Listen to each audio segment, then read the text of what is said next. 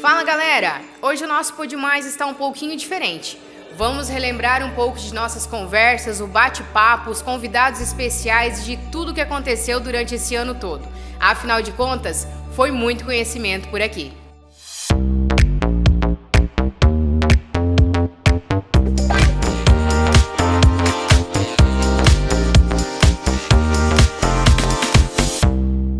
Começamos o ano de 2023 falando sobre os cuidados que devemos ter com a nossa saúde no verão.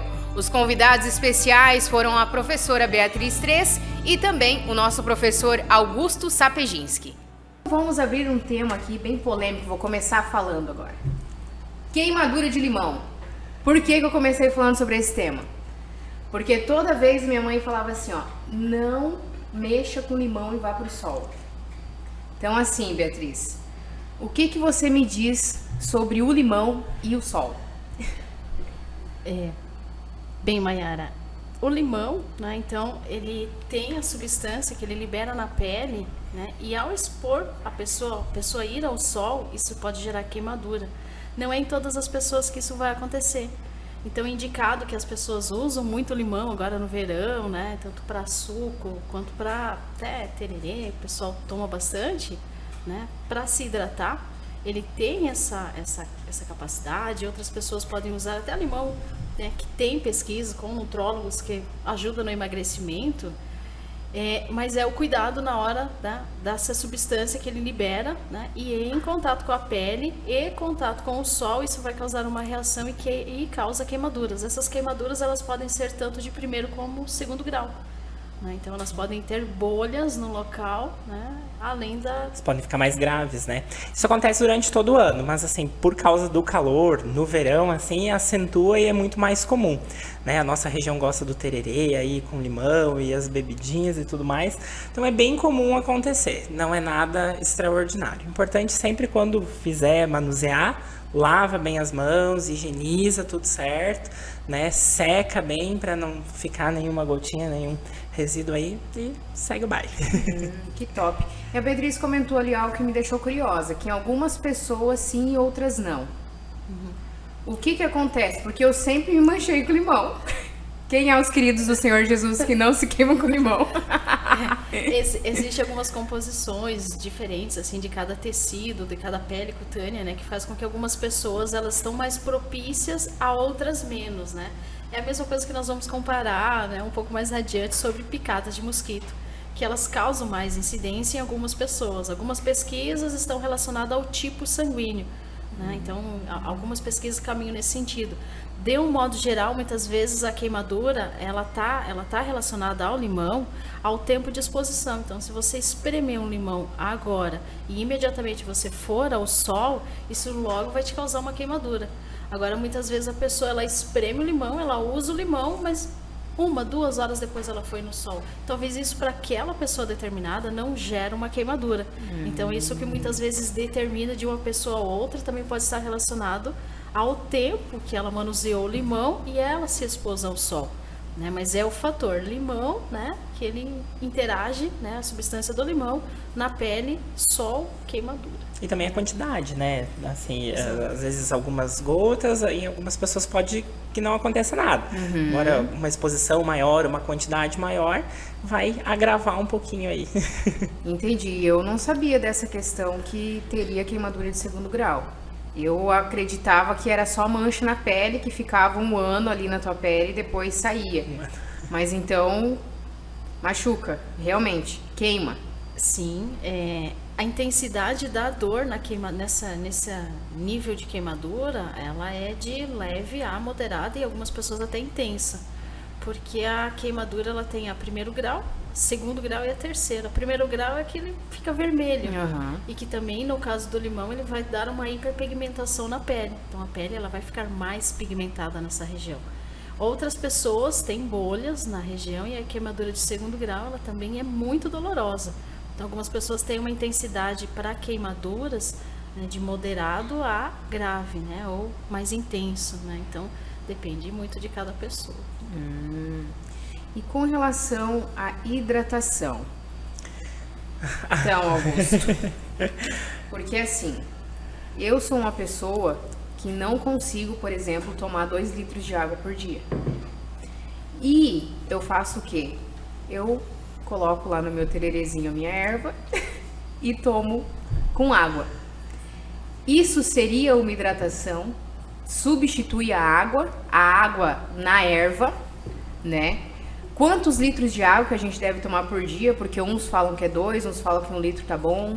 Como que funciona? Essa história da água, da quantidade diária, nos últimos dias teve estudos novos que surgiram, né? E falavam que 2 litros de água já não há mais necessidade, né? Então são coisas sempre que geram polêmicas, né? O chimarrão é polêmico, o chá é polêmico, o tererê é polêmico, tudo mais. Tudo também vai variar um pouquinho do que tá junto, né? Se você tomar o tererê, por exemplo, com uma erva que não tem nenhum componente, né? Se você fizer uso de algum chá sem adoçante, então tudo vai fazendo junto. No verão, a gente acaba substituindo mesmo a água pelo tererê, né? A gente tá falando do limão até pouco agora. Então, assim, o verão, ele nos requer, o nosso metabolismo, uma ingesta de líquidos maior, né? A gente precisa se hidratar mais, a temperatura sobe, né? A gente fica exposto maior tempo ao calor. A atividade física, por mais que pareça engraçado no verão, ela é mais comum, né? As pessoas saem mais de casa. Então, assim, a hidratação, né, no verão, ela é muito mais acentuada e muito mais importante. Porque ao mesmo tempo que você ingere a água, né, pelo suor, o teu corpo acaba eliminando líquidos também. Então, você precisa ficar repondo. Trouxemos um papo muito comum na vida acadêmica. A professora Karine Albano, juntamente com a aluna Rose, nos contam histórias de superação e de como é o cotidiano dos nossos estudantes. E para você, Karine, vendo a Rose finalizando, qual que é o sentimento nesse momento como professora, como co-orientadora? Fala aí.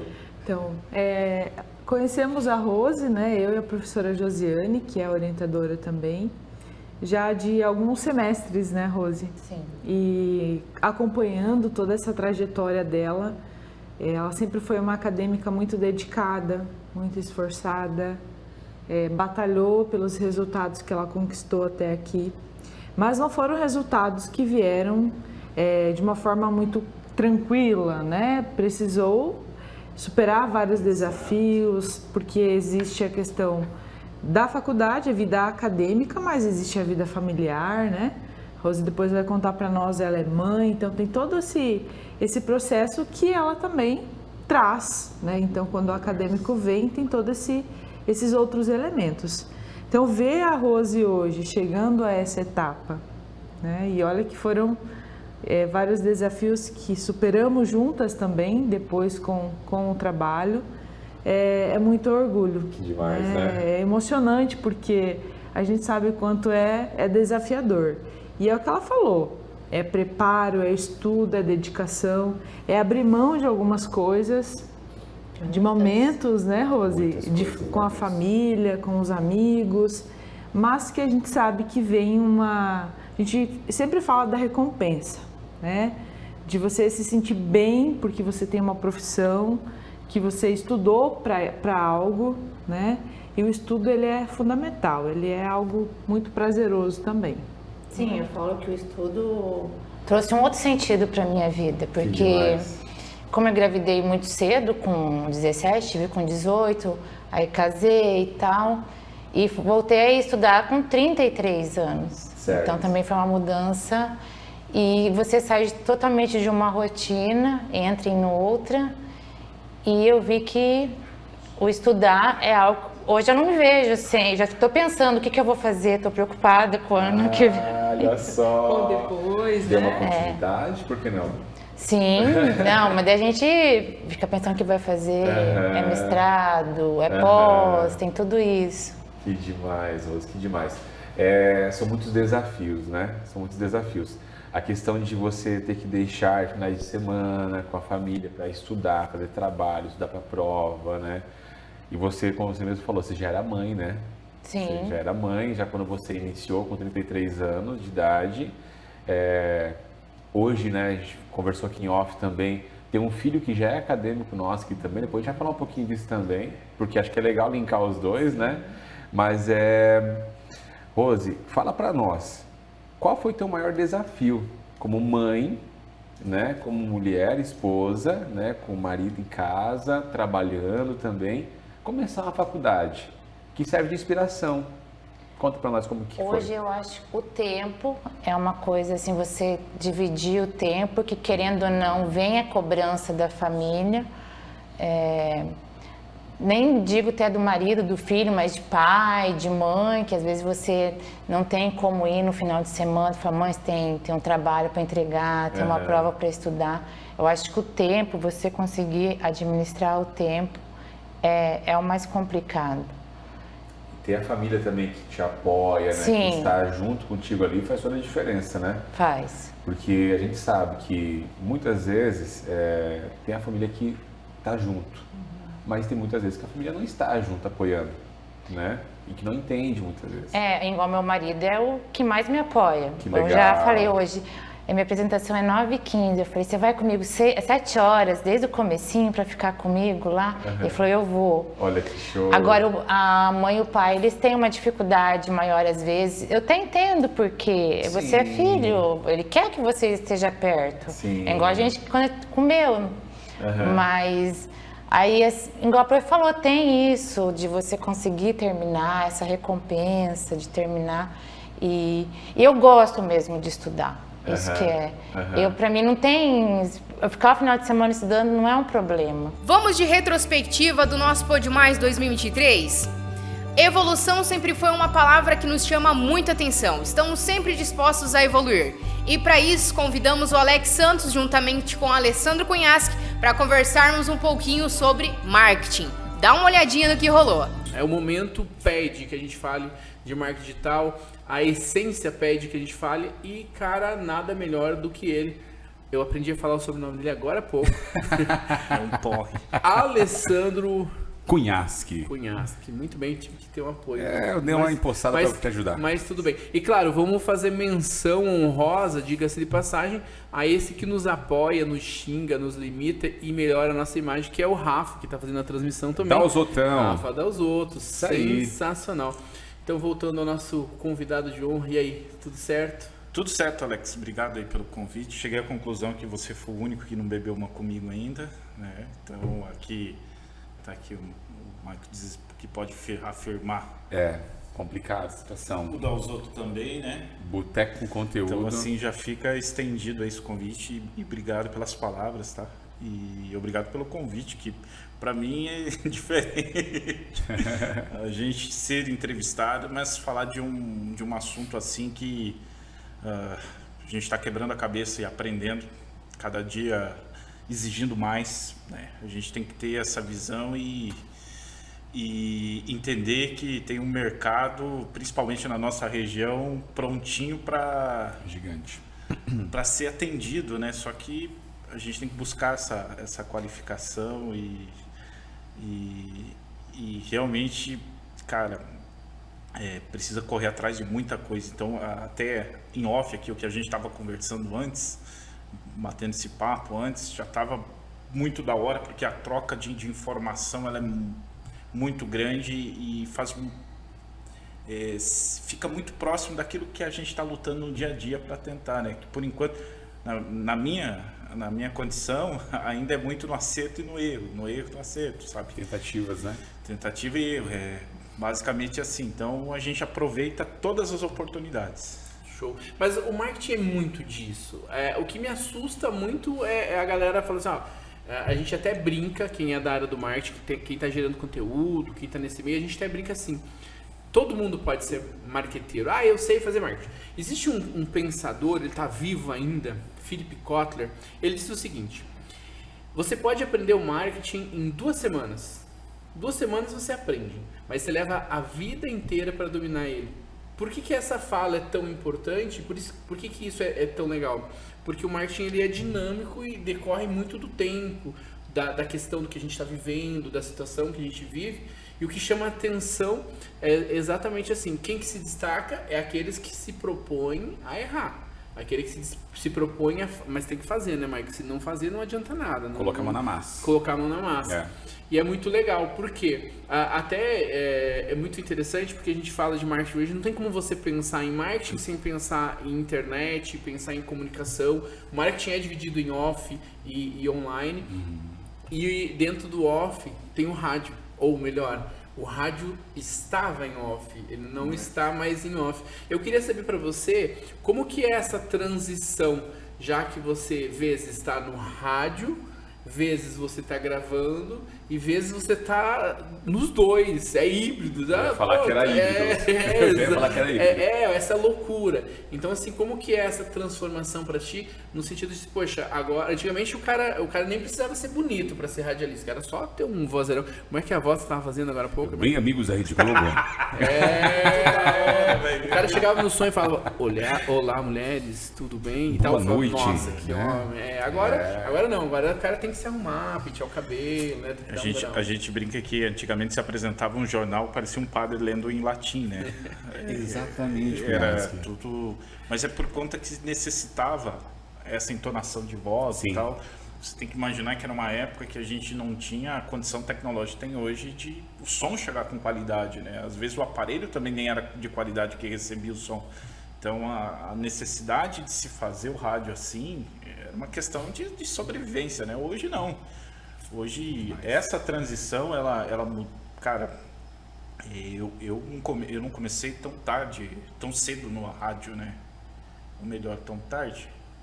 Faz pouco tempo que eu comecei no rádio, são 16 anos, entende? É verdade, ontem. Mas se você pegar a transição de mundo, isso é 2006. Tá? Certo. Faz sentido. Entendeu? Certo. É que esse é um ponto. O desafio é esse, que a gente está absorvendo informação num nível de intensidade que a gente não está mais conseguindo entender ou marcar. Isso aconteceu em 2005, isso aconteceu em 2007, 2009. Esse ano aprendemos sobre diversos assuntos aqui no Pode Mais. E um dos cursos que foi incrível de conhecer mais profundamente foi Direito. Com os nossos professores Wilson Neres, Morena Silveira e Gabriela Palmonari. Curte aí o que rolou por aqui. Você foi por essa área, então, porque você aconteceu no caminho da tua graduação, conhecer esse professor que você citou no início, e você começou a sentir mais atraído por essa área. Foi assim, então, que você decidiu que queria seguir a área criminalística. Esse professor, que é promotor de justiça, que foi um mentor para mim. Muitas coisas ele me disse que eu aproveito e eu passo para os meus alunos até hoje. Uma delas foi que ele me disse, eu me lembro como se fosse hoje, ele falou: Wilson, no início da carreira muitas coisas vão aparecer, mas procura se especializar, que com a especialização o tempo vai te dar a resposta que você quer. E eu fui seguindo os conselhos dele. Aliás, eu me tornei professor por dica dele. Ele me levava para as palestras que ele fazia na época. Ele também era professor, então eu acabei acompanhando ele. Ele me incluiu como monitor de uma turma de especialização. E assim eu comecei a aprimorar o meu currículo, me tornei especialista. Na sequência fui para o mestrado e tudo isso tinha o dedo dele. Então ele funcionou como um verdadeiro professor, orientador, mentor. Uma pessoa que realmente, se eu cheguei até aqui, foi porque eu tive o apoio de um profissional, porque eu não tinha ninguém, né? Na minha família tinha comerciantes, que eram os meus pais, e o meu irmão que é engenheiro mecânico. E engenheiro e advogado normalmente não tem uma relação muito boa, né? São lógicas muito diferentes. Então eu tinha ele a quem recorrer e, graças a Deus, foi um grande professor, um grande mestre. Tá aí a importância de um professor, né, na vida da gente, né? Alessandro, e você? Nos conte um pouquinho mais sobre a sua carreira, como você decidiu escolher esse curso, você saiu do ensino médio, já sabia o que queria fazer, como que foi essa experiência para você? Olha só, eu realizei um teste vocacional quando estava no 3º ano do ensino médio, e o resultado desse teste vocacional foi, em primeiro lugar, advogada, em segundo lugar, professora, e em terceiro, jornalista. Então, veja só que a comunicação, ela estava ali nas 3 escolhas, né? Então, escolhi o direito, cursei. Já no início, no 2º período de faculdade, eu conheci o direito previdenciário, o INSS, que é o órgão federal que concede benefícios. Para que você solicite benefícios para outra pessoa, você não precisa ser advogado. Basta que você já tenha 18 anos, tenha maioridade e tenha conhecimento. Então, quando eu me deparei com essa situação, eu vi ali a possibilidade de já desenvolver uma atividade remunerada ao longo da graduação. Foi aí que eu passei a fazer parte de um escritório de advocacia, mas que também solicitava benefícios administrativamente. Então, eu passei toda a faculdade já trabalhando com processos administrativos previdenciários, que são, como eu disse, processos que visam a concessão de um benefício pelo INSS. Me formei e, na sequência, já tinha aí a segunda profissão do teste vocacional para exercer, que era a de professora, de docente. Então, trilhei o caminho das pós-graduações, da especialização em Direito Previdenciário, na sequência o mestrado, e já estou lecionando aí há 5 anos em uma instituição de Foz do Iguaçu e também aqui agora na Uniguaçu. Então, hoje exerço aí a função de advogada previdenciarista, então sempre atuei com exclusividade nessa área, professora de Direito Previdenciário, e a terceira profissão, não menos importante, a de jornalista, a gente desenvolve através da produção de conteúdo informativo para as redes sociais, levando informação previdenciária para aquelas pessoas que tanto carecem dessa informação, né? O direito previdenciário, ele vem acolher e amparar os trabalhadores no momento que eles mais precisam. Então, seja na idade avançada, na doença, seja na viuvez, na maternidade. Então, o INSS vem para amparar esses trabalhadores. Então, eu sempre digo que a advocacia previdenciária, ela tem uma função social muito importante na vida das pessoas. Ela, de fato, sem exageros, ela transforma vidas. Então, muitas vezes, famílias que estão em uma situação de baixa renda, que estão em uma situação de incapacidade para o trabalho, quando elas obtêm a concessão de um benefício, elas têm a vida transformada de fato. Por isso que eu sou apaixonada pela área previdenciária, tenho muito orgulho de atuar nessa área e de ensinar essa área para os alunos e principalmente incentivando eles a realizarem esse trabalho em processos administrativos como eu fazia enquanto era estudante de Direito. E se você quer saber mais sobre o curso de Ciências Contábeis, confira essa conversa produtiva que tivemos aqui no nosso Pode Mais. A gente também tem que lembrar que na área contábil nós tivemos uma mudança de página muito grande que aconteceu ali com a promulgação da Lei 11.638 de 2007, em que tornou obrigatório no Brasil a adoção a um padrão internacional de contabilidade. Isso quebra paradigmas na contabilidade brasileira, porque a contabilidade era desenvolvida para uma finalidade no Brasil. E essa finalidade, ela normalmente era atrelada a questões legais, burocráticas, tributárias. Ou seja, se trabalhava muito mais para atender fisco do que para atender as empresas, né, o gestor como um todo. Verdade. E essa abertura, ela mudou isso, né?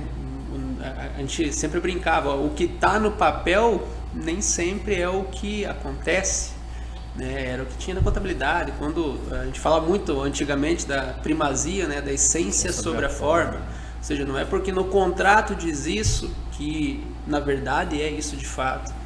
Então, isso mudou, assim, em 2008, 2009, quando começou a funilar, que tinha que incluir isso no curso, a gente viu a Uniguaçu como uma pioneira, né? Eu nunca esqueço que nós estávamos num evento do estado do Paraná, né? Uma convenção dos contadores do estado, e alguns convidados, né, do Rio de Janeiro, por exemplo, lá de instituições com 100 anos de idade já. Era um mini curso sobre os coordenadores de curso. Isso, exatamente. Só tinha coordenador e professor ali, né, do curso de Ciências Contábeis. E esse pessoal veio, né, do Rio de Janeiro, e a dificuldade, né, que eles comentaram lá, que eles tinham uma dificuldade muito grande em implementar as normas internacionais na grade do curso. No início a gente causou um espanto, né, porque isso era, sei lá, 2013, 2014, aconteceu isso. E nós já vínhamos muito forte trabalhando isso desde 2011, 2012, né, quando nós mudamos as grades, quando a gente trabalhou forte nessa mudança dentro do curso. Então, assim, quando chegou nessa época, a gente já tinha, de certa forma, consolidado essas mudanças dentro da grade do curso de Ciências Contábeis. E depois a gente até conversando lá, a gente foi entendendo também um pouco dos motivos.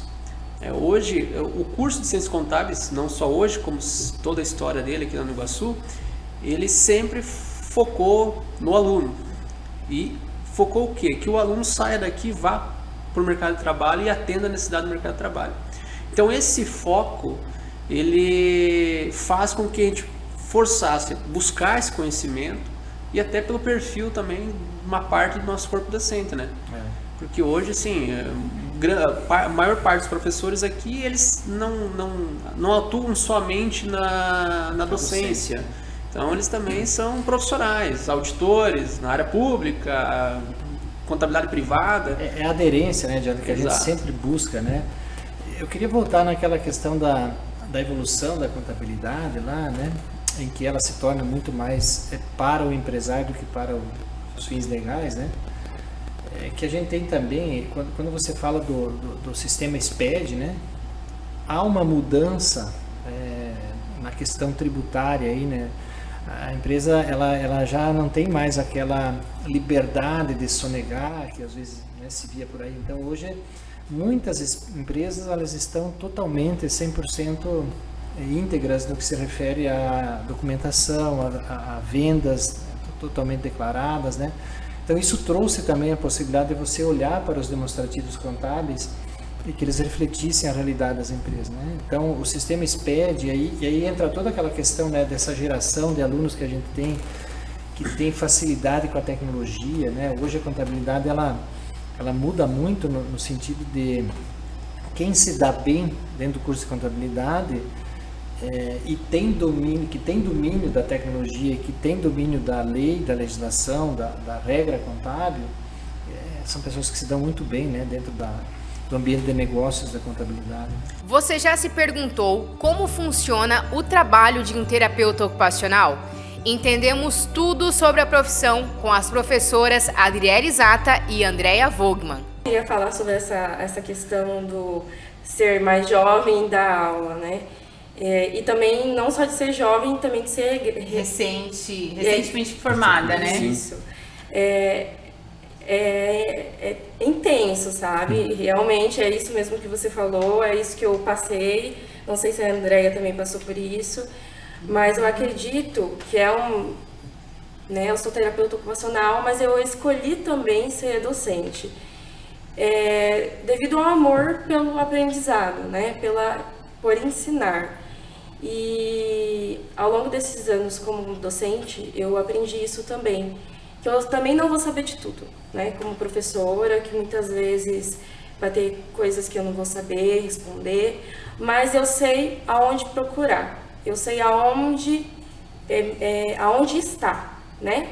Que só basta estudar para descobrir. E eu gosto de ser esse canal de mediação. Então, tá com dúvida nisso? Então, como será que a gente poderia descobrir a solução para isso? Então, eu acho que ao longo desse tempo eu usei essa técnica mesmo, de mediação, e não como eu teria que ser um super profissional, saber de tudo e demonstrar isso para os alunos. Eu acho que isso auxilia muito também a nossa prática, nossa vivência no dia a dia, para chegar aqui à noite e poder expor tudo para eles, né? Olha, por exemplo, conciliar a disciplina com as nossas vivências, o que a gente está vivendo no dia a dia, porque, claro, sim, é importante a teoria, nós buscarmos a nomenclatura, porém a prática é bem diferente, bem diferente. Contexto. E onde que a gente pode dizer, olha, assim funciona, assim é bacana. Olha, talvez tenha algo que está escrito que a gente poderia modificar, precisamos mais estudos. Sim. E algo também que a gente sempre está colocando para eles. Precisamos, terapeutas ocupacionais, escrevendo, dizendo para os alunos, desenvolvam estudos, desenvolvam a pesquisa. Né? Então, eu acredito que isso auxilia muito. Tanto eu como a Adri gostamos muito dessa área também, né? de projeto, enfim, até estamos aí bolando alguma coisa aí para 2023 juntas, né? Vem projetos por aí. Vem projetos para terapia ocupacional na Uniguaçu, juntamente com outros cursos também.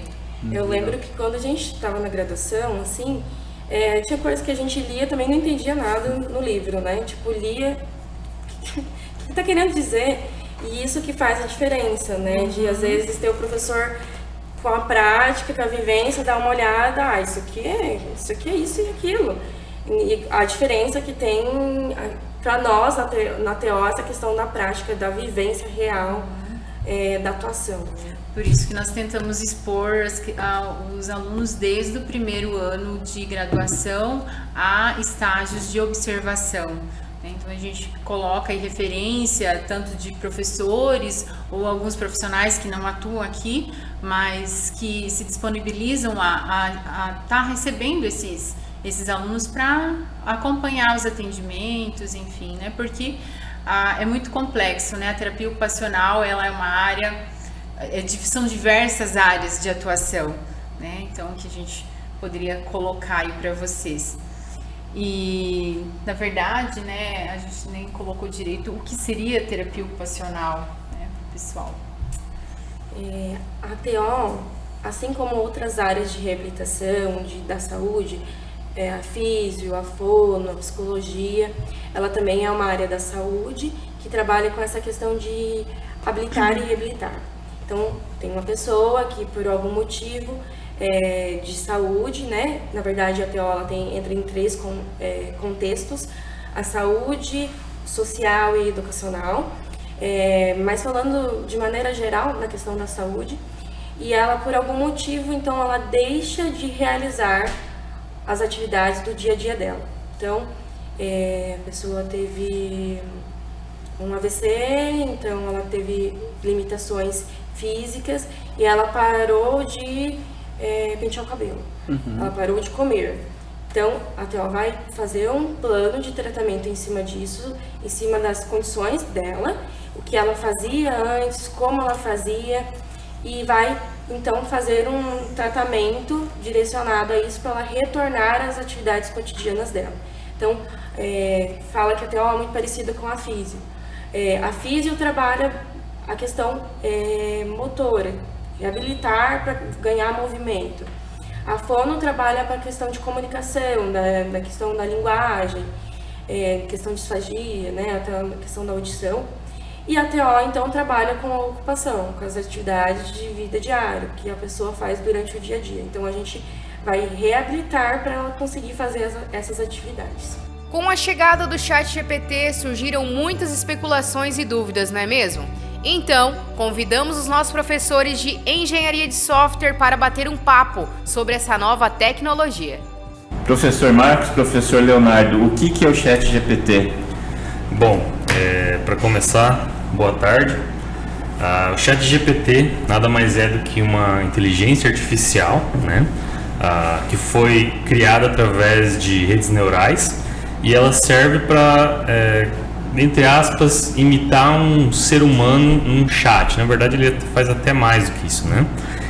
Você conversa com esse chat e ele tem tanta desenvoltura que parece que você está conversando com um ser humano, né?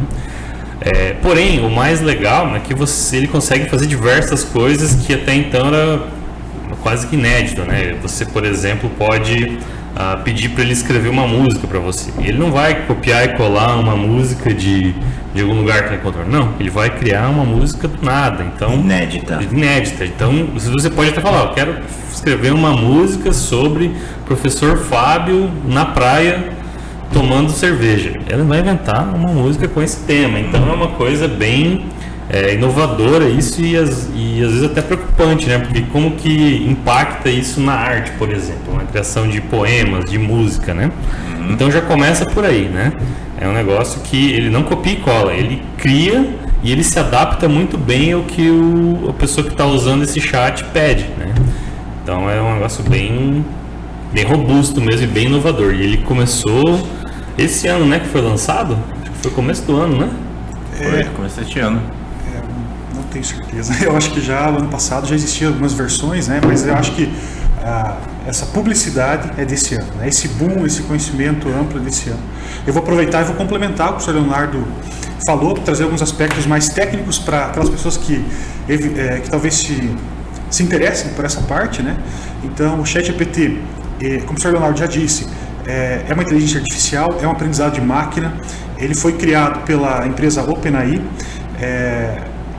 se destaca hoje por ser talvez a mais poderosa ferramenta de processamento de linguagem natural que está disponível para todas as pessoas usarem, por isso que é esse fenômeno. Ferramentas como o ChatGPT, às vezes mais especializadas, já estavam disponíveis antes para que empresas, para que setores da indústria utilizassem. Mas isso estava muito restrito a quem era capaz de pagar por isso. Então a OpenAI lança o ChatGPT e com planos gratuitos. Você pode usar sem ter que pagar nada, né? Você tem que fazer um upgrade para um plano pago que vai te garantir maior disponibilidade de serviço. Então acho que essa é a grande revolução. E quanto aos aspectos dessa ferramenta, né, ela é uma rede neural com 175 bilhões de parâmetros. Bilhões mesmo, com B. Então, para você ver a magnitude, né, dessa ferramenta, a complexidade de treinamento dessa ferramenta. Nós estávamos discutindo, né, que tipo de computador, por quanto tempo você leva para treinar uma rede com 175 bilhões de parâmetros. É algo gigantesco. Eu acho que só por motivo de comparação, uma rede neural comum que a gente costuma fazer, sei lá, tem milhares de parâmetros, né? Verdade. Na casa de milhares. Não é o que a gente faz normalmente, né? Aqui no curso. Mas essa tem 175 bilhões. E essas que a gente já faz, às vezes demora bastante tempo para treinar. Já aconteceu de demorar 1 hora para treinar uma rede neural, né? Pegar os dados, criar a rede, ela treina essa rede com base nos dados e começa a fazer a previsão. Demorou 1 hora. Isso uma rede neural que a gente está acostumado a fazer. Imagina 175 bilhões de parâmetros. É outro patamar, né? Nós já tivemos alunos aí que usaram algumas arquiteturas. Algumas arquiteturas são mais rápidas, outras são mais lentas, essa é a verdade. Algumas arquiteturas têm que ser retreinadas completamente, outras podem ser complementadas. Então isso varia muito, né? Para as pessoas que são da área de redes vão entender com mais facilidade isso. Então é como o Sr. Leonardo falou, a gente tem redes neurais que a gente utiliza em aulas, por exemplo, que tem centenas de parâmetros. As mais aprimoradas têm milhares de parâmetros, né? Dos nossos TCCs, dos projetos integradores dos alunos. Então essa rede do ChatGPT, ela é extremamente poderosa e o diferencial dela está nisso, em processamento de linguagem natural, né? Então ela responde em português, ela responde em inglês, espanhol, ela fala em diversas línguas e com o mesmo poder que a gente está acostumado a ver em português, né? Ela fala bem, é difícil você perceber que aquilo ali é uma inteligência artificial te respondendo. Violência doméstica também foi um dos assuntos de muito conhecimento por aqui. Convidamos o delegado Valceli Almeida, as nossas professoras Alessandra Costa, juntamente com Gabriela Palmonari, para conversar tudo sobre este assunto. Então vamos lá. Vamos começar então entendendo um pouquinho sobre o que é a Lei Maria da Penha, como se iniciou, quando iniciou. Delegado, conta um pouquinho pra gente sobre essa lei pra gente poder entender. A Lei Maria da Penha é uma lei relativamente nova, né? Está na sua juventude ainda, não chegou na fase adulta, e ela começou com uma lei meramente processual definindo alguns procedimentos para aplicação dos crimes em relação à mulher, né? Até o advento da lei, os crimes eram de menor potencial ofensivo, então a grande maioria dos crimes contra a mulher iam para o juizado especial criminal e era feito termo circunstanciado na delegacia. Então eles não tinham assim uma punição efetiva em relação ao autor, né, desses crimes. Com a lei ela definiu as varas da mulher, as delegacias da mulher e vários procedimentos a serem adotados. Acabou com a possibilidade da lesão física à mulher ser condicionada à representação, né? A lesão passou a ser incondicionada e foram criados todos os crimes seriam agora iniciados por inquérito policial e iriam no local onde já fossem criadas para as varas da mulher. Então teria um trâmite todo especial. Foi uma lei que posteriormente foi até criado um crime na lei, mas inicialmente ela não definiu crimes. Era uma lei que ela se regulamentava como seria aplicado essas leis da violência contra a mulher. Certo, e como toda lei, ela se inicia com uma história. Quem criou essa lei? Como que aconteceu isso? Essa lei foi de um caso grave, né, da Maria da Penha, que teve o nome da lei, que foi um caso assim, que deu comoção na época, e que colocaram o nome dela nessa lei e definiu esse maior rigor na hora da apuração. E desde então essa lei vem desenvolvendo, foram nos primeiros anos, quando eu cheguei na Delegacia da Mulher, já tinha uns anos da lei, eu trabalhei na Delegacia da Mulher de Curitiba, tinham 12 mil inquéritos. Em relação, eram 5 delegados lá, tinham 12 mil inquéritos parados, porque o trâmite, que era muito rápido nos juizados, acabou se tornando um trâmite mais lento, passando esses crimes para inquérito policial, porque o inquérito policial ele é mais moroso, ele é mais demorado. E foi na época que eu ajudei, até a CODEM já tinha detectado isso e já estavam fazendo procedimentos para que se tornassem mais ágeis, que é o procedimento que foi adotado pelas CODEM no estado do Paraná, todas as delegacias da mulher, e que nós adotamos aqui em São Miguel do Iguaçu. Hoje nós conseguimos que o inquérito aqui tramite muito rápido. A média de um inquérito da Lei Maria da Penha hoje na delegacia de São Miguel do Iguaçu é 15 dias, a gente teria 30 dias para terminar o inquérito, nós conseguimos em 15 dias. Obviamente tem inquérito que terminam em uma semana e tem outros que por alguns fatores eles se prolongam um pouco mais, mas conseguimos que a mulher seja atendida em um único atendimento. Ela chega na delegacia para registrar um boletim de ocorrência a respeito da Maria da Penha e em praticamente todos os casos ela já sai, se ela quer a medida protetiva, essa medida protetiva já é encaminhada para o Poder Judiciário no mesmo dia e ela já sai da delegacia e não precisa mais retornar. Então, além de ser um atendimento bem rápido, ela não fica ali tendo que se deslocar várias vezes para resolver aquele problema. Certo. Você trabalhou quanto tempo, doutor, ali em Curitiba, diretamente com a Delegacia da Mulher? Eu trabalhei em volta de 1 ano na Delegacia da Mulher lá. Era, na época, é bom como curiosidade, né?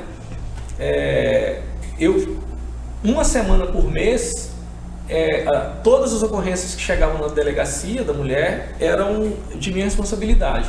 E era em torno de 150 a 200 ocorrências naquela semana. Nossa! Na semana. Isso. Eu tenho até esses números todos, eu tenho tudo isso registrado. Então a gente era de 150 a 200 ocorrências por semana. Na outra semana éramos 4 delegados, 2 homens e 2 mulheres. E na outra semana já era do outro e tal. Então durante um mês girava em torno de 700, 800 ocorrências no mês. E por isso dava aquele volume tão grande de inquérito. Só que com o desenvolvimento dos procedimentos da Polícia Judiciária, eu não tenho o número hoje da Delegacia da Mulher de Curitiba, tenho daqui de São Miguel, que a gente hoje, o trâmite é muito rápido. Acredito que lá, com a implantação desses novos procedimentos, foi muito rápido, que é uma evolução que a lei trouxe, né? Que para ser efetivo, tem que, além de ter uma punição, o procedimento ser um tempo adequado, né? Ainda sobre a nossa retrospectiva 2023 do Pode Mais, confira o que rolou sobre nutrição animal de alta performance com os professores Rodrigo Tinini e Luiz Fernando. Vamos lá então? Tinini, já que a gente está falando de nutrição aí, qual que é o objetivo principal de uma boa nutrição? Maiara e Luiz, novamente, né? Conversar um pouquinho aí do assunto que a gente gosta, que é nutrição, né? Na verdade, sim, Maiara, a nutrição ela é a base, né? Para qualquer produção animal, a nutrição ela é a base para isso, né? E quando a gente fala em alta performance, né, vocês devem estar perguntando o que o Tinini vai falar de vaca em alta performance, né? É que, na verdade, assim, né? Diferentemente do tema que o Luiz vai abordar, que é o cavalo atleta, né? A vaca de leite, tu imagina um animal que produz 40, 50 quilos de leite por dia, né? Isso é um animal que a gente tem que ter alta performance produtiva. É um animal que tem que ter uma resposta, tem que ter uma nutrição para isso. Eu não consigo produzir só isso com genética. Além da genética, tem que ter nutrição, sanidade, né? E a nutrição é a base para eu garantir que esse animal vá produzir muito. Então, quando eu falo muito, realmente é um volume de leite grande, né? Se pensar em 40 aí, a recordista, a vaca que produziu mais leite no mundo, não sei se vocês sabem qual que é, a Marília Five Teatro, ela produziu 137 quilos de leite em 3 ordens no município de Areias em 2019. Tem nome e sobrenome. Nome e sobrenome, é uma genética, né? E ela bateu um recorde que durava mais de 30 anos. Então, ela é recordista mundial e brasileira, né? E muita gente acha que é holandesa, que é a principal raça. Ela não é holandesa, ela é giro-holanda, que é o cruzamento do gir leiteiro com a holandesa. Então, ela é um destaque da categoria dela. E acho que vai ser difícil alguém bater o recorde dela. Ela bateu o recorde que era uma vaca conhecida como Uber Blanca, que era uma vaca cubana, se não me engano foi nos anos 80 ou 70, que tinha produzido um pouquinho mais e tinha perdurado esse recorde até hoje, né?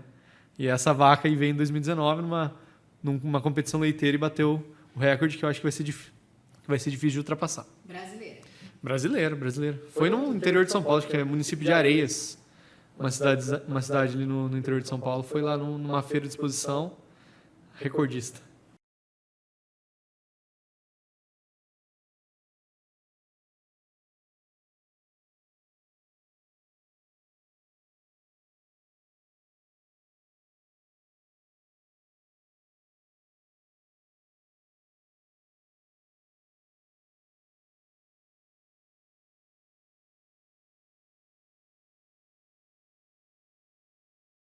E falando de nutrição, a silagem ela é utilizada ainda?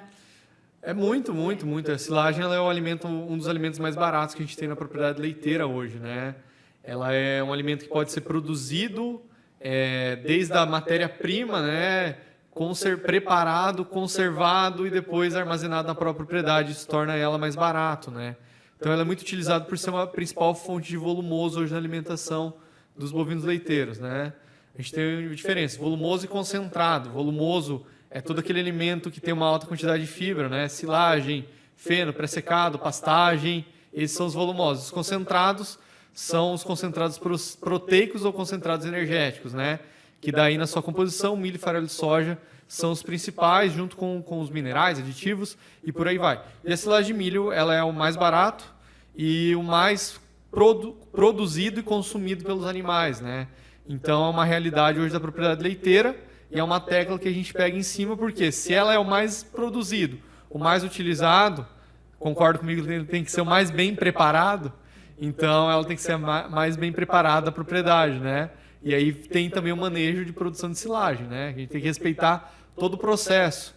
Muita gente me pergunta, eu tenho a propriedade leiteira lá, tenho silagem de 5 dias, que eu cortei o milho, coloquei no silo, ensilei, 5 dias. É silagem? Não, silagem é quando passou pelo processo fermentativo, conservou, depois de 20 dias eu abri o silo, tá lá a estabilidade anaeróbia 100%, posso deixar meu silo lona fechada, lona aberta, que não vai apodrecer ali enquanto eu vou fornecendo para meus animais, né, a parte da frente do silo, que daí não tem problema. Isso é qualidade de silagem. E o cheiro também, né? Acredito que o Luiz aí visitou muitas propriedades também, Mayara, deve ter conhecido o interior aí. Tem propriedade que você passa, né? De longe você sente, nossa, cheiro de silagem. Cheiro de silagem. O que é para você o cheiro de silagem? Cheiro de mato azedo. Cheiro de vinagre? Cheiro de tudo junto, né? Aquela coisa que você pega e fica na mão impregnado, né? Não sai errado, né? Essa é a silagem feita errada. Porque para mim, silagem boa é silagem doce, né? Que você sente o cheiro de longe, aquele cheiro mais agradável, né? Que quando você coloca a mão ali, não fica cheiro, né? Então, isso é silagem de boa qualidade. Eu só via de ruim, na minha vida inteira eu só via de ruim qualidade. Nem sabia que existia boa e ruim. Tem a silagem feita de forma correta, que daí é feita a fermentação de forma correta, né? O produtor cortou o milho na idade certa, ele esperou o período de fermentação ali, os 21 dias, abriu o silo na idade certa. Então, tudo isso leva à qualidade de silagem, né? E é o que eu brinco, né? O que é o cheiro? Tem gente que na cabeça é o cheiro. É silagem quente. Silagem quente não é silagem de qualidade. A silagem não pode esquentar. Se ela está esquentando, ela está fermentando ainda, né? ProUni, Enem, FIES, tudo sobre o nosso plano interno da Faculdade do Iguaçu. Conversamos no nosso Pod Mais juntamente com Jamila Rodrigues e Beatriz Bueno. Então, por exemplo, se eu sou um aluno que eu não fiz o Enem e eu tenho interesse de estudar, a faculdade em si, ela tem um plano para esse aluno para poder estar auxiliando ao pagamento dessas mensalidades? Sim, tem o financiamento CEL, né? Crédito Estudantil Uniguaçu.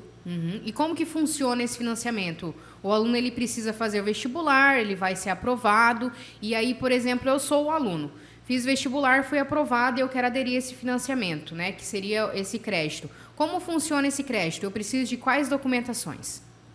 Primeiramente, você vai fazer a matrícula, né, no curso que você deseja. Aí você vai trazer para o pessoal do comercial o RG, CPF, declaração de endereço, comprovante de renda e a sua certidão de nascimento.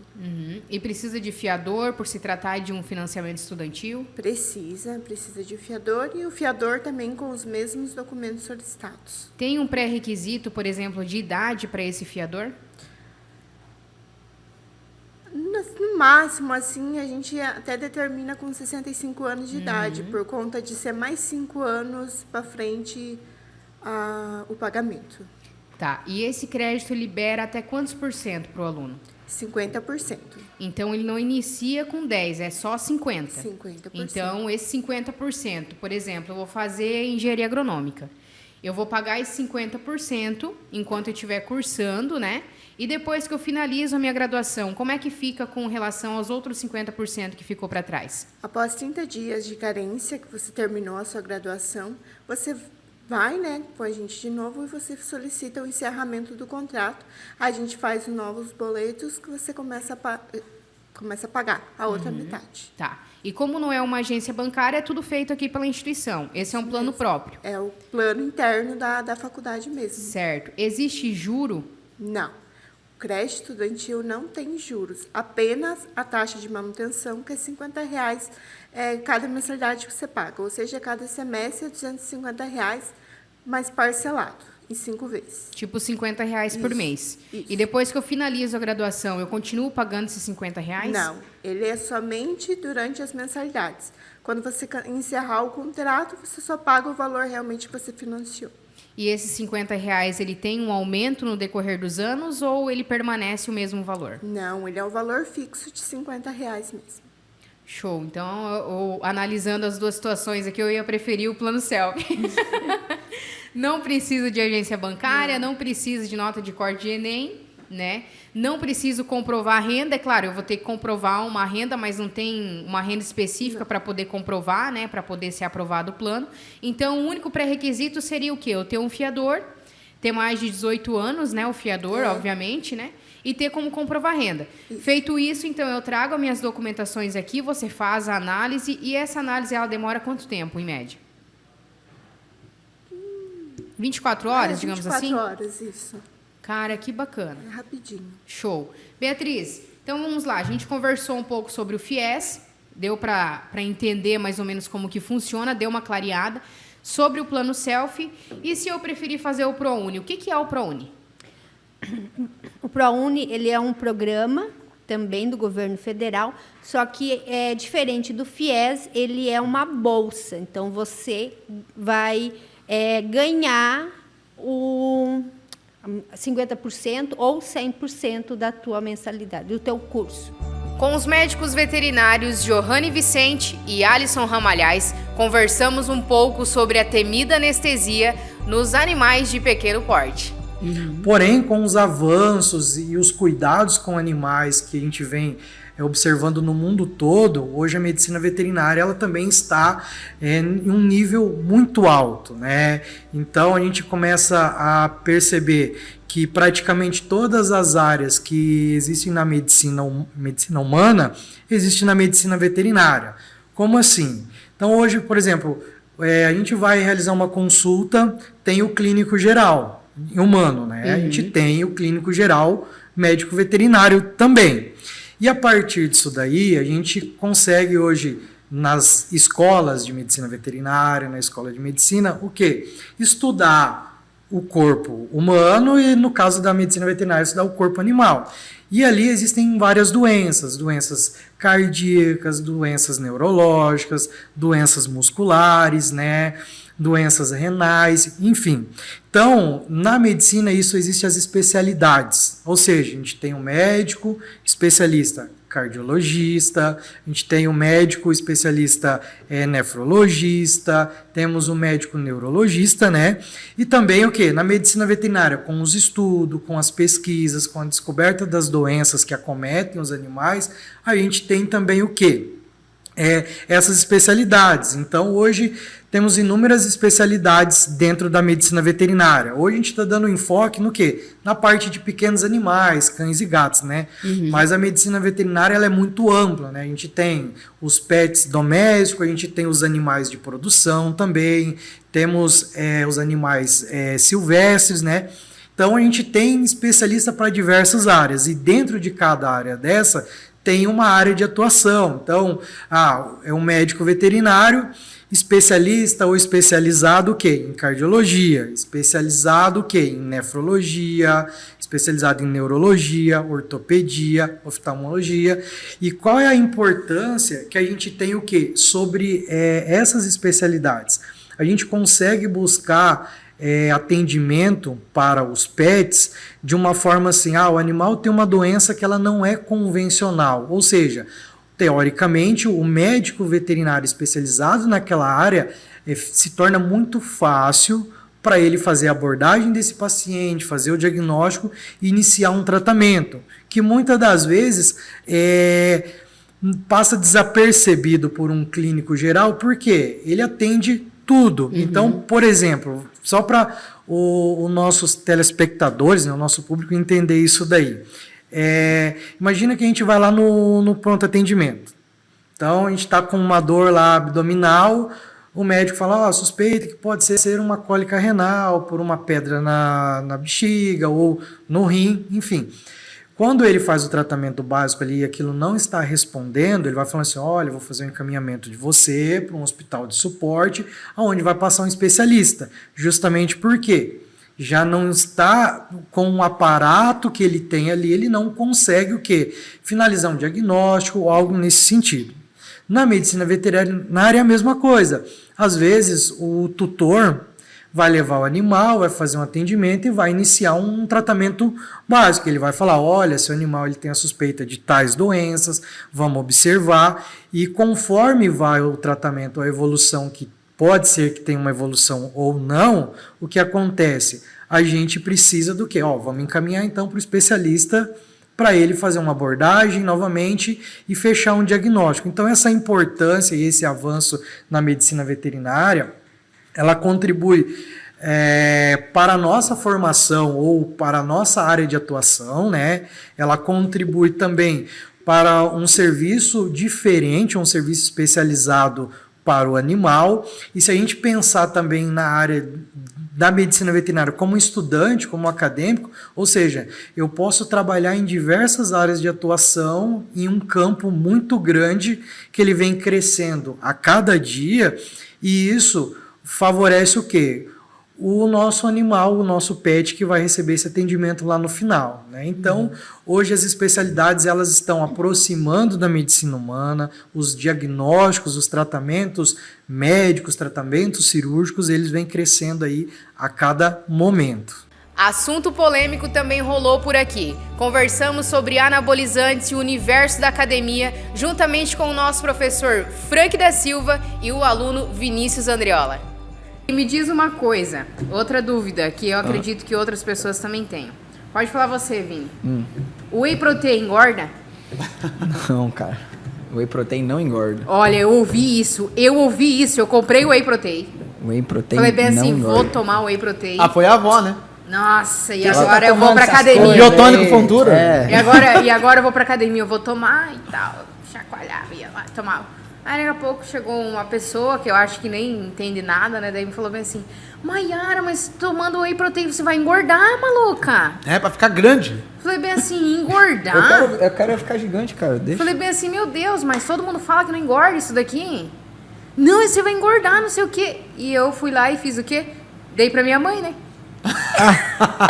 A mãe é magrinha? Dei pra minha mãe, porque minha mãe é magrinha. Eu falei bem assim, mãe, toma isso aqui. Vai, mãe, tu vai ganhar uns pesos. Tu vai engordar, mãe. Não, mas é bem comum isso aí. E não deveria, né? Onde é que nós estamos? Em 2023 aí ainda tem essas informações. Mas, cara, é assim, ó. Isso eu acho que vale não só pro whey, né? Todo suplemento, a galera coloca aí, engorda, não sei o quê.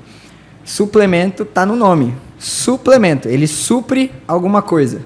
Então, o que eu falo? Para quem quer tomar whey ou para quem vai tomar suplemento, vai no nutricionista, ele vai te indicar ali qual a melhor forma, a quantidade correta para tomar.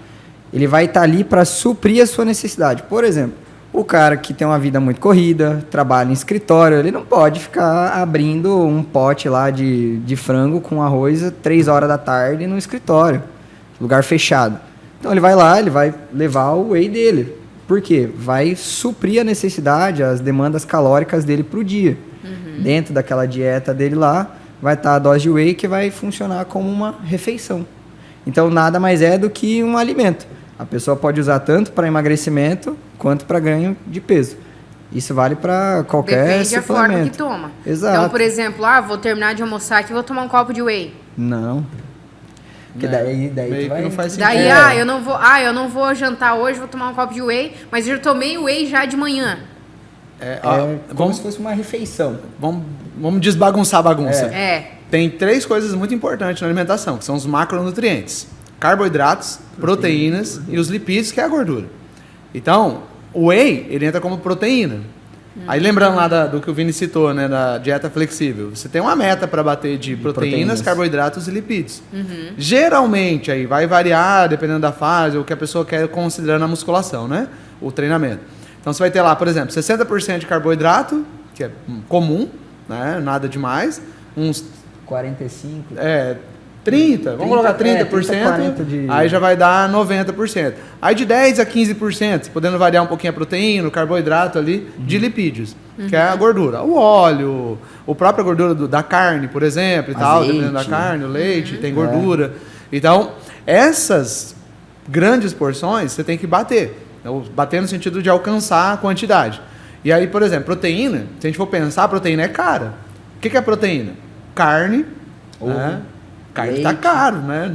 Não é barato. Leite, dependendo da quantidade que você precisa tomar, é caro.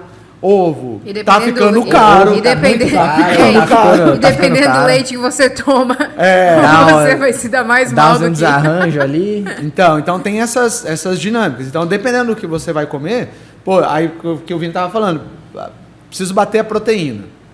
Tem que comer frango, tem que comer ovo.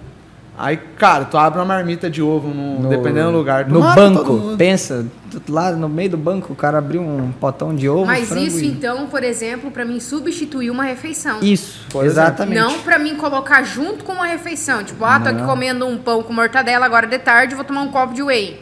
Exato. Não é que é errado, mas depende depende da do contexto, depende o nível do cara, o que ele tá treinando, o tamanho do cara, porque tem... Atleta, a gente fala, o cara, você pode ver lá no Instagram de qualquer atleta aí, o cara vai estar lá, 2 fatias de pão, ovos, não sei o que, meia dose de whey. Mas é porque é a quantidade que ele precisa para bater as calorias daquela refeição. Então vai depender da pessoa. Igual eu, por exemplo, eu tomo de tarde. Hoje eu vim para cá, falei, eu já trouxe uma marmita com comida mesmo. Eu falei, vou levar o whey batido ali, vou fazer uma batida com banana, leite e tal. Whey para suprir uma refeição minha, para eu não ter que ficar abrindo uma coisa ali, perdendo tempo comendo. É mais prático, sabe? É para ajudar a vida da pessoa. Facilita. É concentrado, né? Por isso chama-se whey. Geralmente eles usam esse nome, né? Whey concentrado, né? Que é para facilitar mesmo, tem mais dinâmica, mas não tem... por exemplo, uma pessoa de 80 quilos, se ela não quiser comer outro tipo de proteína, ela vai comer por dia pelo menos uns 20 ovos. Você consegue mandar 20 ovos? Mandar 20 ovos para dentro.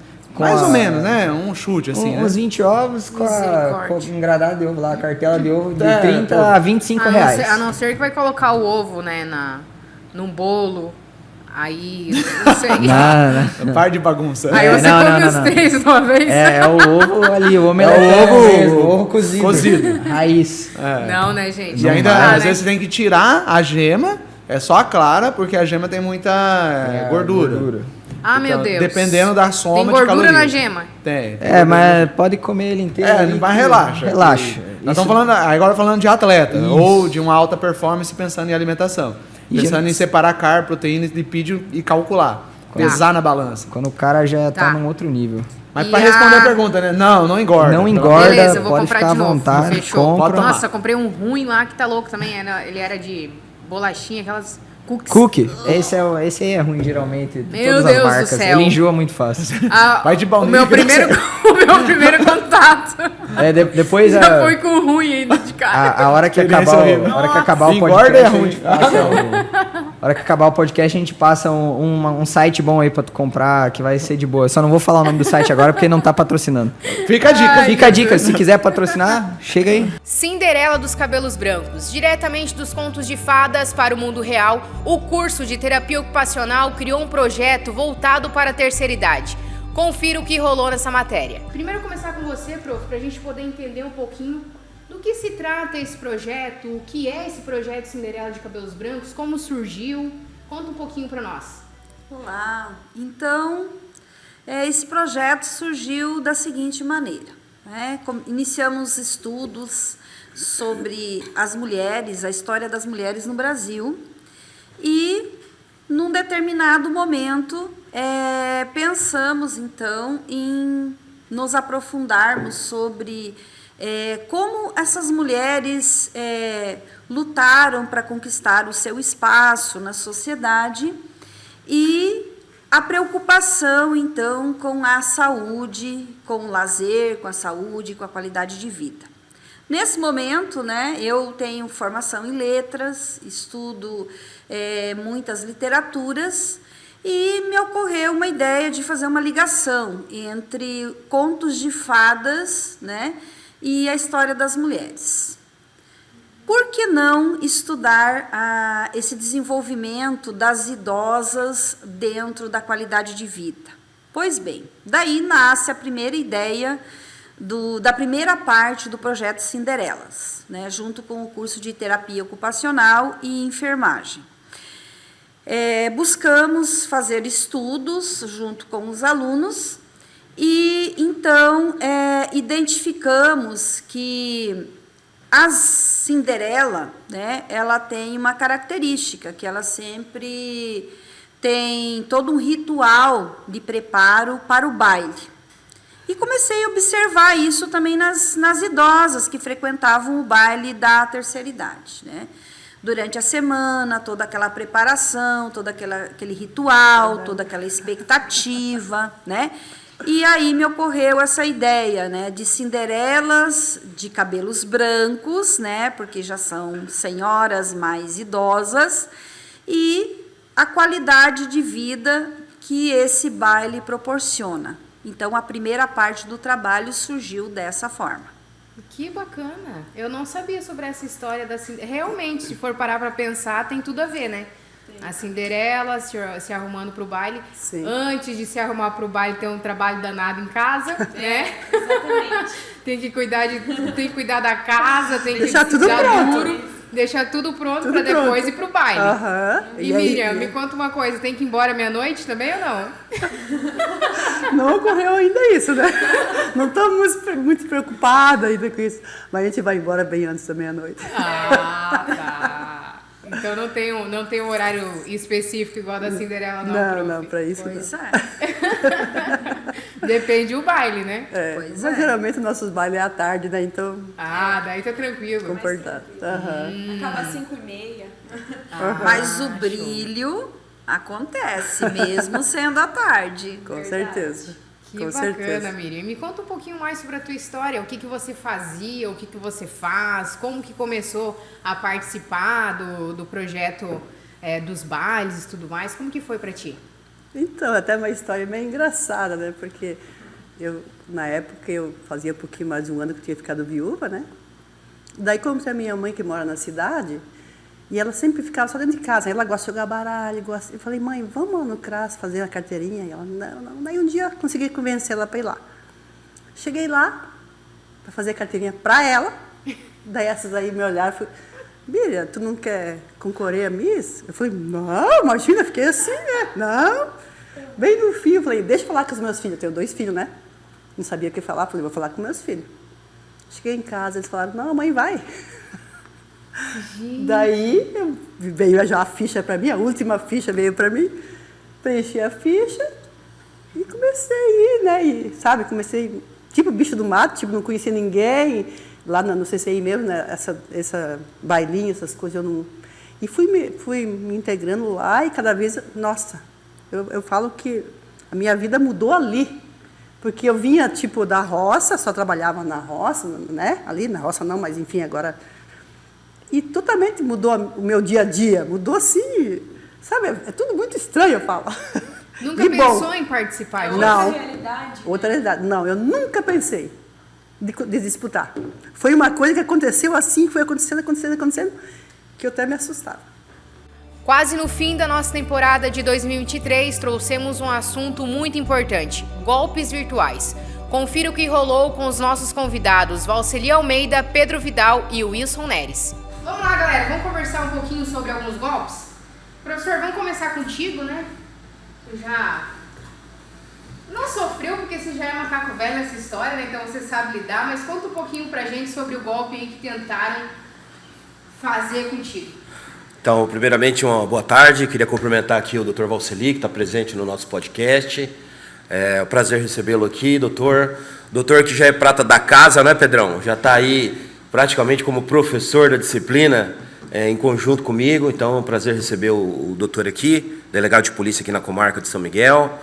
O nosso querido advogado e também professor, Dr. Pedro Vidal. Prazer fazer esse podcast com você. É o primeiro.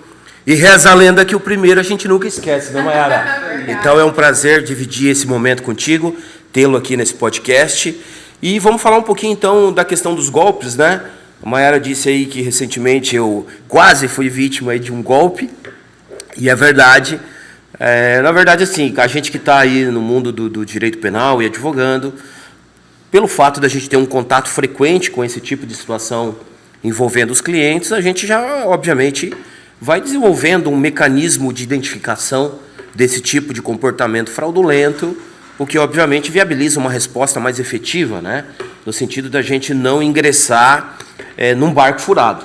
Então o que aconteceu comigo foi que eu coloquei um anúncio de um veículo para venda e a partir da veiculação numa rede social determinada, eu recebi um contato. Tinha um suposto interessado dizendo que queria adquirir o veículo e tal. E aí já chama atenção quando esse interessado diz que o veículo não é para ele e que o veículo é para terceiro, né? Então é uma primeira dica nesse primeiro tipo de golpe que envolve a venda de veículos em redes sociais, em plataformas de comercialização de veículos, porque normalmente quando se coloca um terceiro nesse processo de aquisição de veículo, a parte que está ali envolvida deve, né, uma espécie de alerta deve ser despertado para ela, porque não é comum, a não ser que você tenha efetivamente uma demanda muito específica, mas não é comum uma pessoa te procurar para aquisição de um carro que envolva a terceira pessoa. Então você que está nos assistindo, que está nos ouvindo aí, se tiver um veículo anunciado, fique alerta. Se a pessoa te procurar dizendo que tem um terceiro, que o carro é para o cunhado, que o veículo vai ser adquirido para o pagamento de uma conta, esse é um dos primeiros sinais que chama atenção nesse tipo de negócio. E eu fui dando conversa para esse cidadão, né? E aí, em determinado momento, sem ver o veículo, ele disse assim: não, eu vou ficar com o teu carro. E eu imediatamente coloquei no WhatsApp para ele, eu falei: você está comprando o carro e você sequer viu esse veículo, um veículo de aproximadamente R$90 mil, e aqui vai o segundo alerta: cuidado com um negócio muito fácil. Ninguém, né, hoje no mercado difícil de compra e venda de veículos, paga um veículo de R$90 mil à vista e não faz questão nem de ver esse veículo, de conhecer o estado que esse veículo, de averiguar a documentação desse carro. Então, aquele velho ditado: quando a esmola é demais, Mayara, o santo desconfia. E foi isso que aconteceu. Então, em determinado momento, eu percebi, né, eu tive a certeza de que se tratava de um golpe, encerrei aquele diálogo e bloqueei a conversa. Mas, infelizmente, não são todas as pessoas que identificam e muitas pessoas sofrem prejuízos. E para finalizarmos o ano com chave de ouro, convidamos Silvia, Priscila e a professora Meire para conversarmos sobre o assunto muito bacana: mulheres na engenharia civil. Confira os relatos de vida e experiências dessas mulheres. Não, eu pesquisando sobre a engenharia civil descobri que o primeiro título se deu a uma mulher brasileira, né, a Enedina. Sim, na Universidade Federal do Paraná. Cara, por que ainda a galera fica pensando que, mas engenharia civil é para homem, né? Por que existe muito isso? Engenharia civil é um pedreiro formado. Eu escuto também isso, hein? Escuto muito isso. E não adianta, a comunidade precisa entender, assim como os alunos que estão vindo de ensino médio para dentro da instituição, entender que engenharia civil é para mulher. Sim, por isso que a gente está tendo esse bate-papo aqui. Então, eu queria entender de vocês os desafios que vocês encontraram quando iniciaram a carreira profissional. Teu primeiro desafio, Silvia, que você parou assim, você falou bem assim, cara, por que eu fui fazer engenharia civil? Bom, quando eu comecei a atuar como engenheira, eu entrei num processo de trainee numa empresa muito grande. Então, o que vinha de obra eram obras muito grandes, né? Então, aquilo tudo num primeiro momento me assustava, porque você imagina, de repente você é uma recém-formada, de repente você está lidando com obra. Eu lidei com obra de estádio de Copa, eu lidei com obra de minerador, eu lidava com obras realmente muito grandes. Então, isso já era um susto. Mas eu diria assim, que eu acho que o maior desafio foi, na época, a empresa que eu trabalhava começou a trabalhar com uma área que chamava eletromecânica, né? Que é basicamente a montagem de indústria, montagem de equipamentos industriais. Então, o engenheiro civil, ele orça a montagem disso, desde as bases, toda aquela questão de como você isso, uma peça, como você monta isso, como você faz aquilo. E era a primeira obra da empresa, e eu era orçamentista. Puxa. E aí me mandaram para Ouro Branco na época, fiquei trabalhando com um montador, um eletricista, pessoal de campo, e eles me explicando como que tinha que montar aquilo, como que tinha que fazer, e eu orcei essa obra. E a gente ganhou essa obra. Eu juro para você, gente, quando eu fui, aí passou um tempo, a obra já estava em execução, essa obra lá no Pará. Quando eu pisei o pé nessa obra, depois, passado um tempo que a gente foi fazer um aditivo de contrato, gente, eu chorei. Imagina! Porque eu cheguei assim, eu olhei assim, eu falei assim, meu Deus, olha o tamanho do que eu fiz. Eu fiquei 40 dias lá, na época, orçando, assim. E era só você exaustivamente orçando?